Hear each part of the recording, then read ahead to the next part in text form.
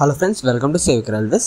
Guntakal Kacheguda Bodhan passenger train ఇప్పుడు electric లోకోమోటివ్తో నడుస్తుంది కదా. కాకపోతే ఈ ట్రైన్ అంటే క్యాన్సిల్ అయిన ముందు వరకు డీజిల్తోనే నడిచేది. క్యాన్సిల్ అయిన తర్వాత రీస్టోర్ చేసేటప్పుడు ఇంకా ఈ ట్రైన్కి ఎలక్ట్రిక్ లోకోమోటివ్ అనేది వచ్చిందనమాట. సో దీంతో ఇంకా డీజిల్తో నడిచే ట్రైన్స్లో డే టైంలో ప్యాసింజర్ అనేది కూడా లేకుండా పోయింది.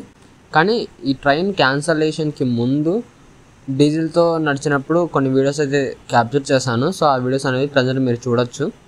సో ఇక ఈ ట్రైన్ని కూడా మనం ఈ విధమైన లోకోస్తో ఇంకా మళ్ళీ చూడలేము. సో ప్రజెంట్ ఆ ట్రైన్కి సంబంధించిన వీడియోసే అనమాట. ఇవి గుంతకల్ బోధన్ ప్యాసింజర్, అలాగే కాచిగూడ నుంచి గుంతకల్ వెళ్ళే ప్యాసింజర్ ట్రైన్స్ రెండు మిక్సింగ్ అయితే ఉన్నాయి.